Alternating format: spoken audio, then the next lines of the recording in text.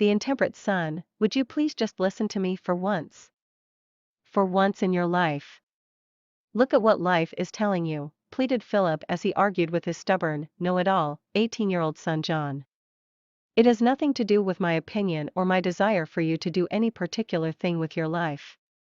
It's your life now, I am just warning you ahead of time of the possible consequences.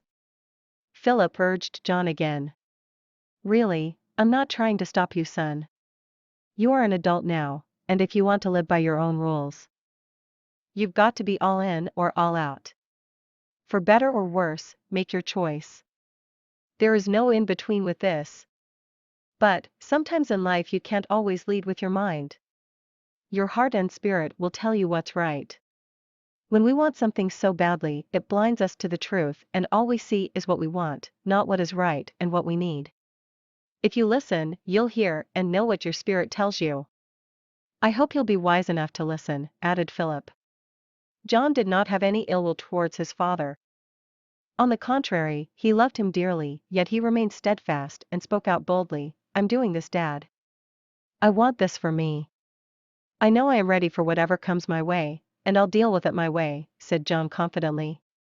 He wanted nothing more than to prove to his father wrong and that he could make it in this world, without his father.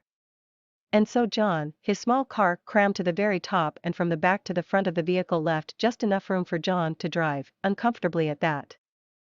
He opened the door, the moment setting in that this would be the last time John would see his father, turned back towards his father, and hugged him, not letting go for quite a long time. In that brief moment, an entire life of memories flew through John's mind, being a little boy in the loving arms of his father, the tears had come. It's okay, my son. It's okay. I love you dearly, my boy, Philip's hand cradling the back of John's head, and I'll miss you terribly. Just remember, I'm always here when you need me. Always. Philip's eyes uncontrollably began filling with tears now. It was time, they slowly let each other free of their embrace. John closed the door, looking up at his father. Philip's eyes, still wet with tears, began to smile at his son. The engine started, John rolled the window down, put on his seatbelt, and smiling back at his father, said his last goodbye. Philip, watching the car pull away down the driveway, stood waving until the very last moment. John put his hand out the window and waved as he turned the corner. All had gone silent for Philip now as he sighed and turned to go back into his house.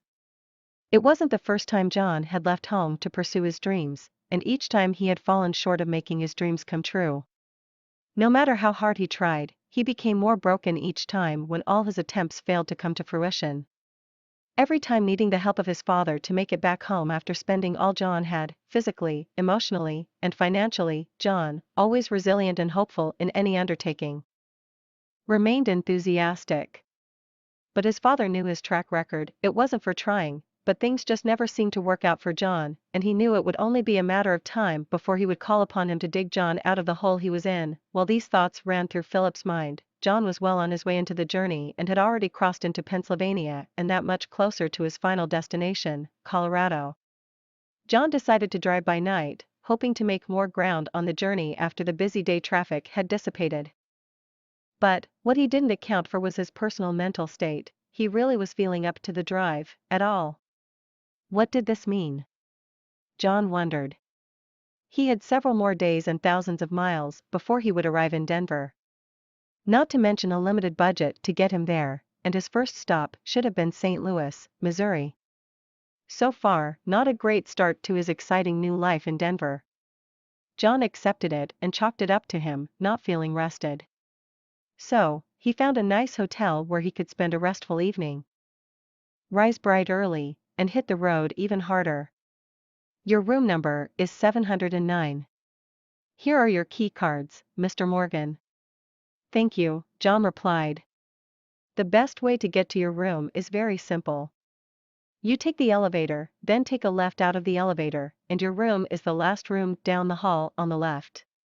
Oh, okay. Great. That is simple. Thank you so much. John replied. Complimentary breakfast is every morning from 6 a.m. until 9. Will there be anything else, Mr. Morgan? John replied. No, thank you very much. You've been very helpful.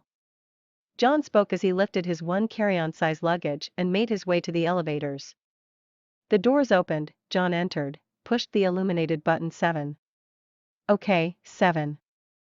Going up. John spoke to himself.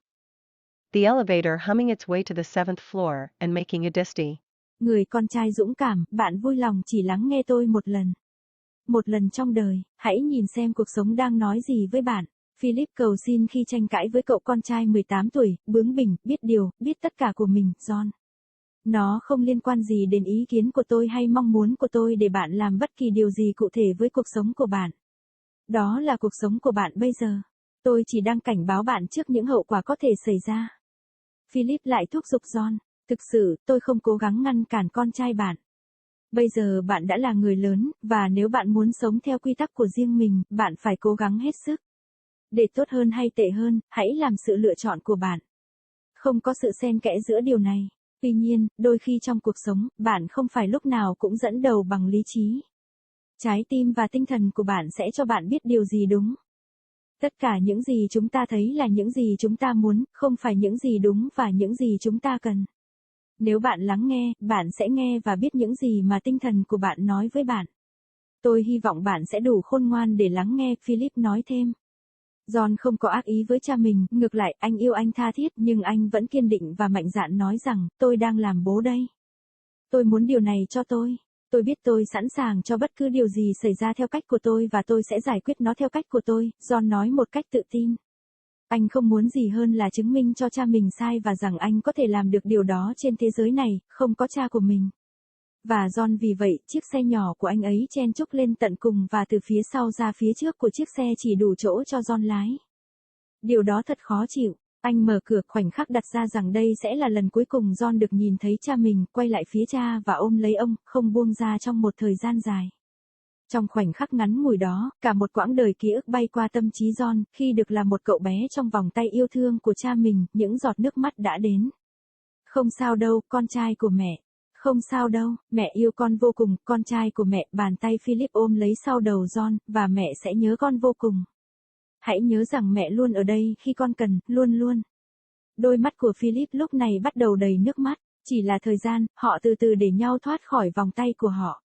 John đóng cửa lại, nhìn lên cha mình, đôi mắt vẫn còn đẫm nước mắt của Philip bắt đầu mỉm cười với con trai mình. Động cơ nổ máy, John lăn cửa sổ xuống, thắt dây an toàn rồi mỉm cười đáp lại người cha này, nói lời tạm biệt lần cuối.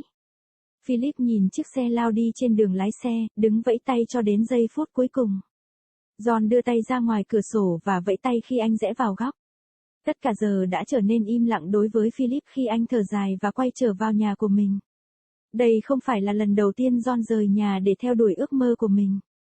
Và mỗi lần anh đều cảm thấy hụt hẫng trong việc biến ước mơ của mình thành hiện thực. Dù cố gắng đến đâu, anh ấy càng trở nên suy sụp hơn khi mọi nỗ lực của anh ấy không thành hiện thực. Mỗi khi cần sự giúp đỡ của cha để trở về nhà sau khi tiêu hết tất cả những gì John có, về thể chất, tình cảm và tài chính, John luôn kiên cường và hy vọng trong bất kỳ công việc nào. Vẫn nhiệt tình, nhưng cha anh biết thành tích của anh, nó không phải để cố gắng, nhưng mọi thứ dường như không bao giờ thành công với John, và anh biết sẽ chỉ là vấn đề thời gian trước khi anh kêu gọi anh đào thải John ra khỏi toàn bộ anh đang có. Trong khi những suy nghĩ này lướt qua tâm trí Philip, John đang trên đường bước vào cuộc hành trình và đã vượt qua Pennsylvania và gần hơn với điểm đến cuối cùng của anh ấy. Colorado, John quyết định lái xe vào ban đêm, hy vọng có thể tiếp tục hành trình sau khi giao thông đông đúc trong ngày đã tan biến. Nhưng, những gì anh ta không giải thích là trạng thái tinh thần cá nhân của anh ấy thực sự cảm thấy thích thú. Điều này có nghĩa là gì? John tự hỏi, anh ta còn vài ngày nữa và hàng nghìn dặm nữa trước khi đến Denver. Chưa kể ngân sách hạn chế để đưa anh ta đến đó. Và điểm dừng chân đầu tiên của anh ta lẽ ra phải là St. Louis, Missouri. Cho đến nay, không phải là một khởi đầu tuyệt vời cho cuộc sống mới thú vị của anh ấy ở Denver. John nhận nó và phấn khích nó cho anh ta, không cảm thấy nghỉ ngơi. Vì vậy, anh ấy đã tìm được một khách sạn đẹp nơi anh ấy có thể dành một buổi tối thư thái thức dậy sớm. Số phòng của ông là 709. Đây là thẻ chìa khóa của ông Morgan. Cảm ơn, John trả lời cách tốt nhất để đến phòng của bạn rất đơn giản. Bạn đi thang máy, sau đó rẽ trái ra khỏi thang máy, và phòng của bạn là phòng cuối cùng bên trái hành lang. Ồ ok. Tuyệt, thật đơn giản, cảm ơn bạn rất nhiều, John trả lời. Bữa sáng miễn phí được phục vụ hàng ngày từ 6 giờ sáng đến 9 giờ. Còn gì nữa không ông Morgan? John trả lời, không, cảm ơn bạn rất nhiều. Bạn đã rất hữu ích, John nói khi nhấc hành lý xách tay lên và đi đến thang máy. Cửa mở, John bước vào, ấn nút sáng 7. Ok, 7, lên đi, John tự nói với chính mình. Thang máy chạy ầm ầm lên tầng 7 và cất tiếng.